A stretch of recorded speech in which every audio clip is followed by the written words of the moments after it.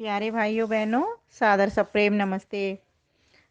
तो सत्यात प्रकाश के तृतीय समोल्लास के हम 44 भाग पर पहुंच गए हैं।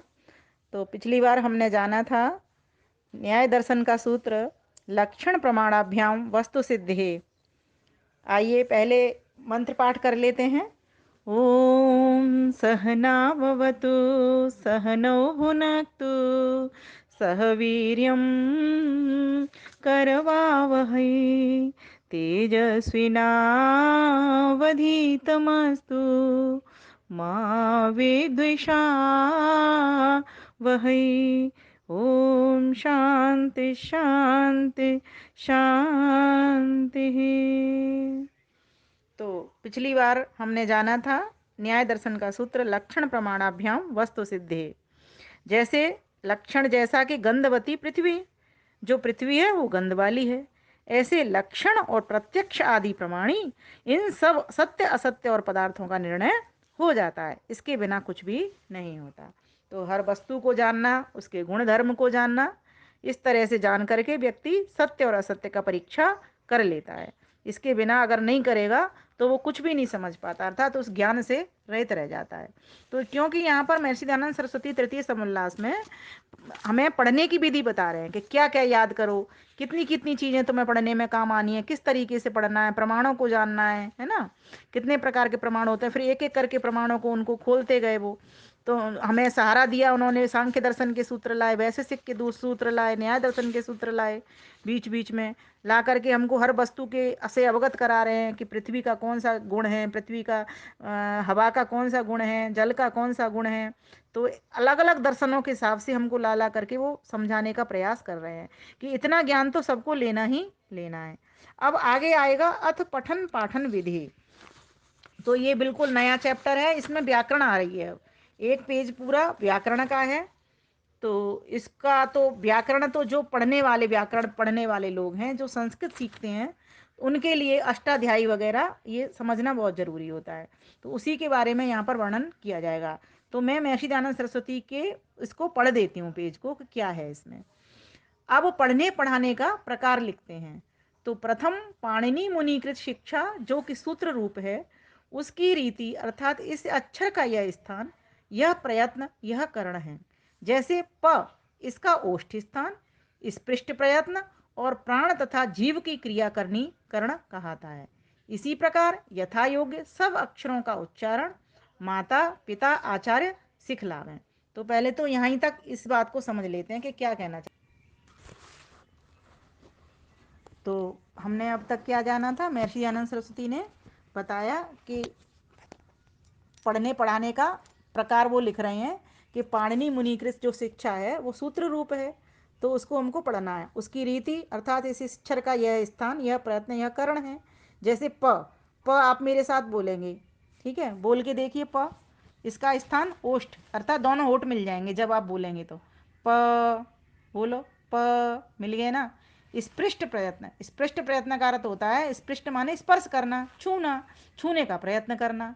अब कौन किसको छूना है, तो कहा कि अंदर ही अंदर जीभ छूती है, होठ छूते हैं, ये छूते ही तो हैं, है ना। तालू से छूते हैं, क से लेकर के म तक से जितने भी वर्ण आते हैं ना, वो सभी स्पर्श होते हैं, करने वाले होते हैं, अर्थात स्पृष्ट प्रयत्न कहलाते हैं। उनके लिए हमको छूने का प्रयत्न करना पड़ता है, ये समझो इसको। ठीक है। फिर महर्षि दयानंद सरस्वती लिखते हैं प्राण तथा जीव की क्रिया करना कर्ण कहलाता है। कर्ण कहते हैं साधन को। जीव, जीव इसमें इस्तेमाल होती है, और प्राण अर्थात श्वास भी जब हम ले रहे होते हैं ना, क तो बल तो लग रहा है इसमें बोलने में, तो जो बल लग रहा है वो प्राणों का बल, क प, है ना। जीव का भी इस्तेमाल होता है, होठों का भी इस्तेमाल होता है, कंठ तालु का भी इस्तेमाल होता है, सभी का ताल यहाँ पर इस्तेमाल हो रहा है। तो इस प्रकार से इन अक्षरों का उच्चारण अपने उनके माता पिता और आचार्य बच्चों को करा रहे हैं। तो इस प्रकार से व्याकरण अर्थात प्रथम अष्टाध्यायी के सूत्रों का पाठ। अब वो सूत्र क्या है, तो बताया वृद्धिरादैच, फिर पदच्छेद जैसे वृद्धि, आत एच व आदैच, फिर समास आच एच आदैच, और अर्थ जैसे आदैचाम। वृद्धि संज्ञा क्रियते कि आ ए औ की वृद्धि संज्ञा है। तह परो यस समात समात सत्तपरस्ताद अपि परस्तत् परः। अब इसका अर्थ क्या है, तकार जिससे परे और जो तकार से भी परे हो वह तपर कहलाता है। इससे यह सिद्ध हुआ जो आकार से परे त और तकार से परे एच दोनों तपर हैं। तपर का प्रयोजन यह है कि ह्रस्व और प्लुत की वृद्धि संज्ञा न हुई। तो इस प्रकार से महर्षि दयानंद सरस्वती कह रहे हैं। तो कुछ थोड़ा सा भाग मैं यहाँ पर समझाना चाहती हूँ जितना मुझे जानकारी है। देखो, एक जब हम अक्षर बोलते हैं ना, अ से लेके औ तक, वे सभी जितने भी स्वर हैं वे विवृत कहलाते हैं। ठीक है, जैसे मैंने अभी आपको बताया स्पृष्ट किसको कहते हैं, जो स्पर्श करने वाले शब्द हैं क से लेकर के म तक, क ख ग घ ङ च छ ज झ ञ, है ना, ट ठ ड ढ न, त थ द ध न, प फ ब भ म। इनमें सभी में अंदर ही अंदर छूने का प्रयास हो रहा है ना, कंठ का, तालू का, जिब्बा का, है ना, दांतों तक, कभी तालू तक, है ना, कभी होठ मिल जाते हैं आपस में। तो इस प्रकार से इनमें होता है। तो ये तो व्यंजन है। और विव्रत एक इसके क्या होता है, ये जितने भी अभ्यंतर होते हैं ना, इसके भाग होते हैं चार। एक विवृत, एक स्पृष्ट, एक ईशत स्पृष्ट, एक ईशत विव्रत। ठीक है, तो इसको समझ लो थोड़ा सा कि विव्रत होते हैं स्वरों पूरे, जैसे कि विव्रत में क्या होगा कि मुख खुल जाएगा पूरी तरीके से, इसमें किसी के चिपका चिपकी नहीं होगी। जैसे अ से औ, अ आ ई उ ऊ, अब कुछ नहीं इसमें, ना तो होठ लग रहे, है ना तालू का दांतों का प्रयोग हो रहा, कुछ नहीं, ना जिह्वा का प्रयोग हो रहा, अधर अधर बोले जा रहे हैं, इसीलिए तो इनको स्वर कहते हैं, स्वर विव्रत स्वर कहते हैं इनको। और स्पृष्ट ये व्यंजन हो गए। तो क से लेकर के म तक के जितने भी 25 वर्ण होते हैं वे स्पृष्ट कहलाते हैं। एक होता है ईशत स्पृष्ट। अब यहाँ पर भी छूना हो रहा है, स्पर्श हो रहा है ना। तो इसमें क्या होता है, कौन कौन से अक्षर होते हैं ईशत स्पष्ट में, श, श और स, ह। इनके उच्चारण के समय क्या होगा, जिह्वा का जो उच्चारण है ना, उसका स्थान थोड़ा स्पर्श करता है। जैसे बोल के देखिए, सीटी वाला श बोलिए आप, श, थोड़ा सा ही तो छू रहा है, श, अंदर को जिब्बा छू रही है ना तालू से, श, षटकोण में छूती है पूरा पूरा श अंदर की ओर, है ना। और सीटी वाले में श, हल्का सा जिह्वा का भी प्रयोग होगा इसमें, है ना। और स में थोड़ा दांत लगेगा, दंत वाला, है ना, सड़क, ऐसे। तो इस प्रकार से। और ह जब बोल रहे हैं तो बहुत कम जीव ऊपर को उठती है। तो इस प्रकार से इनमें थोड़ा थोड़ा स्पर्श होता है। एक होता है ईशद विवृत, जैसे स्पष्ट में भी एक स्पष्ट हो गया पूरा पूरा, एक ईशत में थोड़ा थोड़ा हो गया। अब यहाँ पर भी विव्रत में जैसे स्वर खुले थे पूरे पूरे, आ ई ओ ए ओ अंग, रे रे, इस तरह से। ईशत विवृत में क्या होगा, अब य, र, ल, व। अब इनमें क्या होगा, थोड़े थोड़े अक्षर लगेंगे, य, र, मतलब यहाँ भी देखो पूरा खुला खुला सा है, पर लेकिन थोड़ा थोड़ा फिर भी लग रहा है। मुख मतलब थोड़ा खुलता है। अंतर क्या है विव्रत में, विव्रत तो पूरा मुंह खोलता था, आ ई।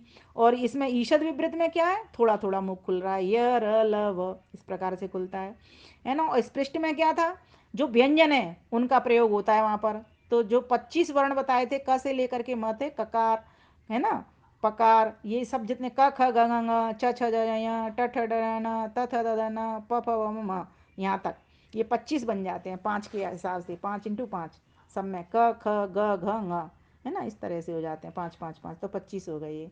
अब इनके समय में क्या हुआ था, स्पृष्ट में क्या हुआ था, तो भीतर को छू रहे थे, ये तो ज़्यादा छूते थे ये। ईसत स्पृष्ट में क्या है, थोड़ा थोड़ा छुएंगे उसको। तो श, श, श, श और स, इनमें थोड़ा थोड़ा छुआ, तो ये ईशत स्पृष्ट हो गए। ऐसे ही विवृत में क्या था, पूरा पूरा खुल गया था, आ ई उ ए अंगे, इसमें कुछ भी नहीं छू रहा था। लेकिन ईशत विवृत में क्या होगा, य, र, ल, व, इनमें थोड़ा थोड़ा खुला रहता है मुंह, है ना, पूरा खुलने की जगह थोड़ा थोड़ा मुंह खुलता है, ज़्यादा नहीं खुल पाता। मतलब कुछ कुछ छूने का प्रयत्न करता है लेकिन छू नहीं पाता, अधर ही अधर चलता है यहाँ भी। और ऐसे ही बाह्य प्रयत्न भी होते हैं, पर वो यहाँ का अभी ये विषय नहीं है। उसमें घोष और सघोष अघोष ये सब कुछ आता है। तो ये जब व्याकरण पढ़ते हैं ना, तब ये सब कुछ सिखाया जाता है, आभ्यंतर क्या है, बाह्य अभ्यंतर क्या है, इस प्रकार से वहाँ पर ये सब चलता है। तो आज हमने क्या जान लिया, प जैसे अक्षरों का किस प्रकार से ओष्ठ स्थान कहाँ होता है, छूते किस तरह से हैं, कौन से बिना छूने वाले होते हैं, है ना। और प्राण और जीव का कैसे प्रयोग होता है, इनको क्या कहते हैं, है ना। इस प्रकार से ये उच्चारण और ये सब चीज़ें व्याकरण संबंधी माता पिता सिखावें, और अष्टाध्यायी के सूत्रों को भी माता पिता सिखावें। तो ये गुरुकुलों में व्यवस्था है, वहाँ पर ये सिखाया जाता है। तो जिनकी पढ़ाई गुरुकुल में जो बच्चे पढ़ते हैं वो अष्टाध्यायी याद कर लेते हैं पूरे। क्यों क्यों आवश्यक है? इसीलिए कि इनके सहारे से हम जब भी वेद मंत्रों का पाठ करेंगे, पढ़ेंगे या अर्थ करेंगे या भाष्य करना चाहेंगे तो वे अक्षर खुलेंगे। इसीलिए इनको सीखना आवश्यक होता है। तो यहाँ पर एक उदाहरण दिया है, भाग।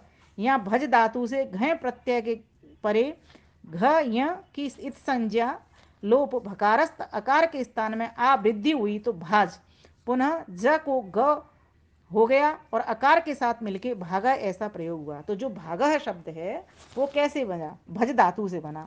तो यहाँ धातु है, प्रत्यय है ना। किस प्रकार से प्रत्यय कौन सा लगा? तो प्रत्यय याद करने पड़ते हैं। अब यहाँ पर घन प्रत्यय लगा हुआ है। घन प्रत्यय से क्या लिखा है इसमें? भकारस्थ अकार के स्थान में आ की वृद्धि हुई, भाग भाग बन गया शब्द। ज को ग हो गया और आकार के साथ मिलकर के भागा, ऐसा प्रयोग हो गया। ऐसे ही इन्होंने 4-5 शब्द दिए यहाँ। अध्याय, ये कैसे बना? तो ये अधिपूर्वक इंग धातु के रिष्ट इकार के स्थान में, रिष्ट कहते हैं छोटे को, घन प्रत्यय के परे ए वृद्धि हो, है ना, और उसको आय हो, मिलके अध्याय शब्द बन गया। फिर नायक, ये कैसे बना? तो यहाँ नी धातु के दीर्घ ईकार के स्थान में, दीर्घ कहते हैं बड़ा, जैसे अ छोटा ऋष हो गया, आ ये दीर्घ हो गया, ऐसी ई छोटी हो गई, ई बड़ी हो गई, दीर्घ हो गई। तो इसमें णवल प्रत्यय के परे ए वृद्धि और उसको आय होकर के मिलके नायक हो गया। फिर स्तावक, यहाँ स्तु धातु से णवल ह्रस्वकार को अवृद्धि आव आदेश होकर आकार में मिल गया तो स्तावक बन गया। तो स्तुति करने वाले को स्तावक कहते हैं, है ना। नेतृत्व करने वाले को नायक कहते हैं, है ना। और जहाँ जिसको पढ़ा जाता है अध्याय, अध्ययन कर जो कराता है वो अध्याय होता है। इसी प्रकार से भाग, भज सेवायाम, भाग भाग के तो कई अर्थ होते हैं और भी। तो एक यहाँ पर सेवा के अर्थ में भी दिया है यहाँ पर कि भज से बना हुआ है, ये भज धातु से। और वैसे भाग, भाग किसी चीज़ में भाग दे देना, वितरण कर देना, इस तरह से भी भाग होता ही है।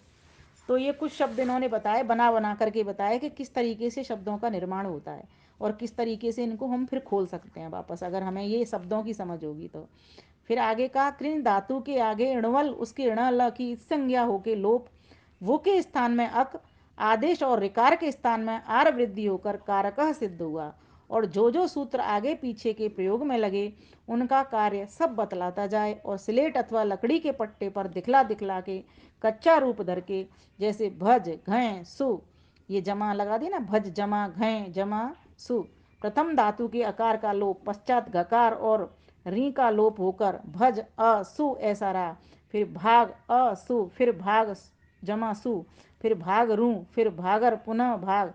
जिस जिस सूत्र से जो कार्य होना है उस उसको पढ़ के लिख लिखवा के कार्य करता कराता जाए। इस प्रकार पढ़ने पढ़ाने से बहुत दृढ़ बोध होता है। तो इस प्रकार से यहाँ पर ये बता दिया। आज के लिए हम इतना ही रखते हैं, फिर वीडियो बढ़ाना हो जाए इसीलिए, ठीक है। तो हम इतना पढ़ लेंगे अभी, तो कोई बात नहीं, ये व्याकरण का सब्जेक्ट है, जितना समझ आती हैं बातें उतनी पकड़ लें बस उसमें से। बाकी अगर आप सीखते हैं तो किसी व्याकरण चरण की शरण में जा कर के और वहाँ से ये पूरा इस प्रकार से आप पढ़ सकते हैं। हमारा विषय दर्शनों का है और इन आध्यात्मिक ग्रंथों का है, तो इतना इतना तो हम सभी जानते हैं और आप सभी भी जान लेंगे। अब इसके बाद थोड़ा सा उपसर्गों के बारे में भी जानकारी आएगी, वो भी बता दी जाएगी, तो उसको हम अगले भाग में 45वें भाग में ले लेंगे। तो आज के लिए इतना ही कि अष्टाध्यायी की के द्वारा हम इन शब्दों को खोलते हैं तो उसको समझ लें और अक्षरों को समझें, है ना। और किस प्रकार से हम माता पिता आचार्य जन हैं जो अपने बच्चों को ये पाठ पढ़ावें, और जो नहीं पढ़ना जानते हैं वो गुरुकुलों में पढ़ावें। तो वहाँ पे जो आचार्य होते हैं वो उनको बच्चों को पढ़ाएंगे ही पढ़ाएंगे। तो इस प्रकार से यहाँ पर महर्षि दयानंद सरस्वती का चिंतन ये है, वो बताना चाह रहे हैं कि पठन पाठन विधि के अंतर्गत कि किस प्रकार से हमको पढ़ना पढ़ाना है। जब तक व्यक्ति को इतना पढ़ना पढ़ाना भी नहीं आएगा तब तक वो ज्ञान के लिए कुछ ऐसी बड़ी किताबों को नहीं पढ़ सकता, वेदोक्त पुस्तकों को नहीं पढ़ सकता। हिंदी में तो पढ़ सकता है थोड़ा बहुत, वो भी थोड़ा बहुत, लेकिन संस्कृत, वैदिक संस्कृत को समझने के लिए तो इन सब चीज़ों को समझना जरूरी हो ही जाता है। तो इस प्रकार से हम सभी को प्रयत्न करना चाहिए, पुरुषार्थ करना चाहिए ज्ञान के क्षेत्र में। तो जितना पकड़ आता है आप पकड़िए, फिर आगे और विचार करेंगे इस पर अगली बार के भाग में। धन्यवाद, नमस्ते।